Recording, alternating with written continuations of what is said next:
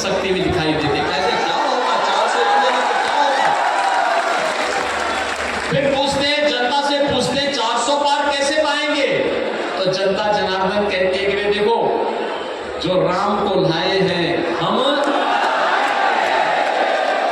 जो राम को लाए हैं और राम को मोदी जी लाए हैं। मोदी जी ने भी अयोध्या में विराजमान कराया है।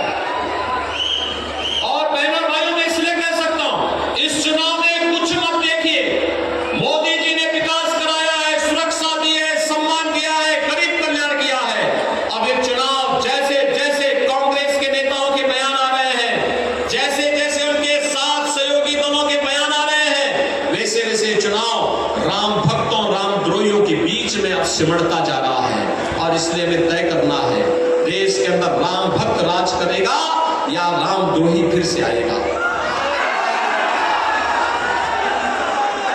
और एक बात और पूरे देश के अंदर चल रही है, राम भक्त ही राज करेगा दिल्ली के सिंहासन पर, यह भी गूंज रहा है पूरे देश के अंदर। और मोदी जी ठहरे राम भक्त।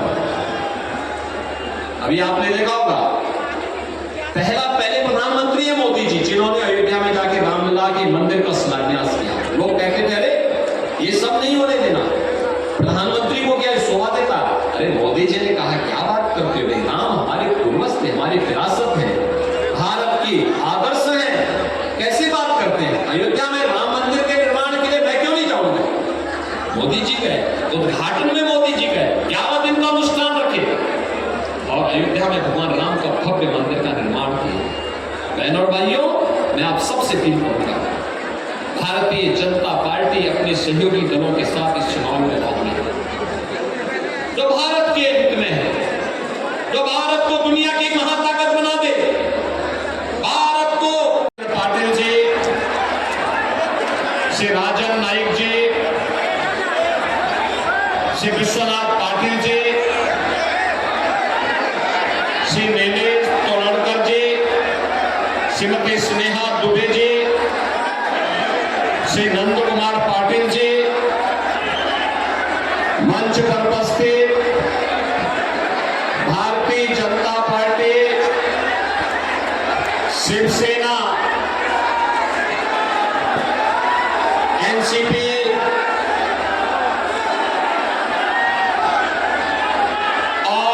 एनडीए के सभी सहयोगी दल के सभी हमारे पदाधिकारीगण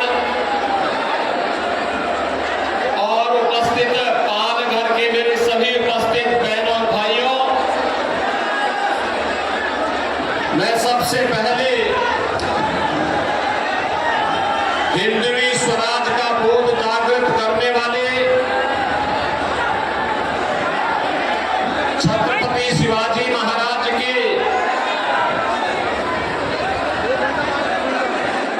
पवित्र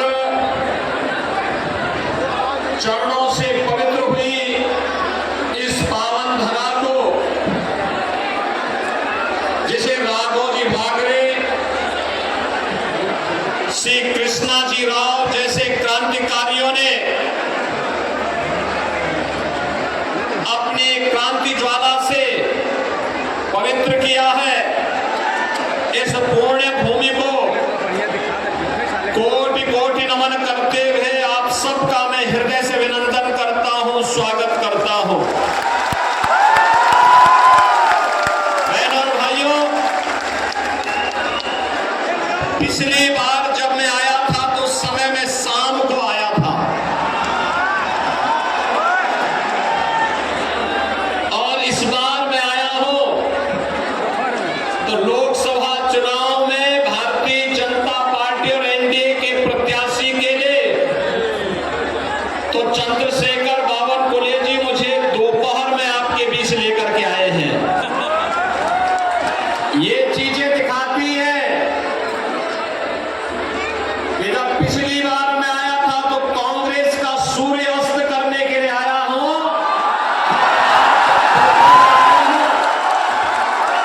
कि मान के चलिए भारत के अंदर छत्रपति शिवाजी महाराज के द्वारा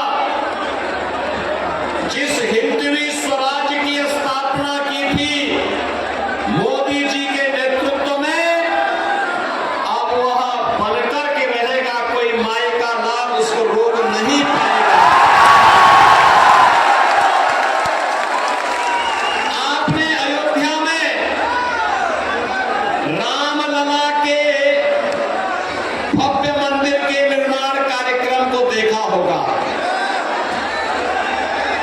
देखा है ना। ये कांग्रेस और इंडी गठबंधन से जुड़े हुए उद्धव जी ठाकरे और पवार साहब ये सब क्या कहते थे? कहते थे कि ये 100 जन्म भी ले लेंगे तब भी मंदिर नहीं बना पाएंगे।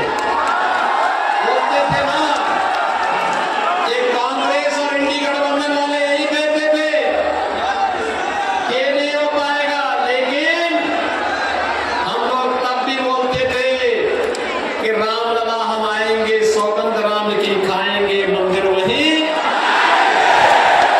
रामलला हम आएंगे, मंदिर वही। और जो कहा वो करके दिखा दिया ना, कोई संदेह है क्या?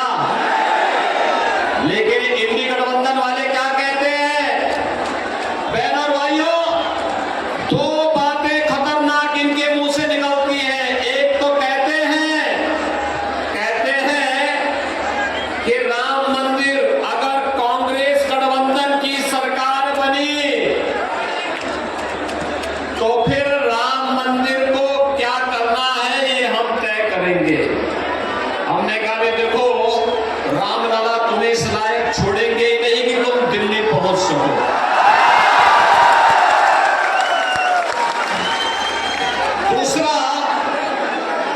दूसरा इन लोगों के द्वारा हमेशा प्रयास किया गया, ये डराते थे, कहते थे अगर राम मंदिर हिंदुओं के पक्ष में अयोध्या का फैसला आ गया तो दंगे हो जाएंगे, खून की नदियां बह जाएंगी। और बहनों और भाइयों, अयोध्या में माननीय उच्चतम न्यायालय का फैसला राम मंदिर के पक्ष में आया।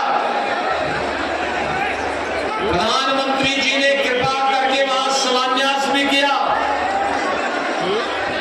राम मंदिर का निर्माण भी हुआ, रामलला विराजमान भी हुए।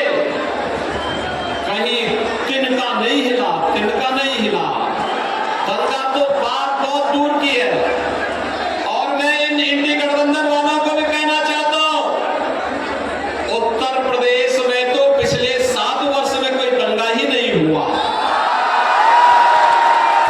अगर हम लोग रामलला को आप सबके आशीर्वाद से, भारत की जनता के आशीर्वाद से, मोदी जी के नेतृत्व में अयोध्या में विराजमान कर सकते हैं, तो बड़े बड़े माफिया और दंगाइयों का राम नाम सत्य है की यात्रा भी निकाल सकते हैं। और ये हुआ है ना, देखो पहले तो बड़े बड़े माफिया वहां पर सत्ता का संचालन करते थे, धमकाते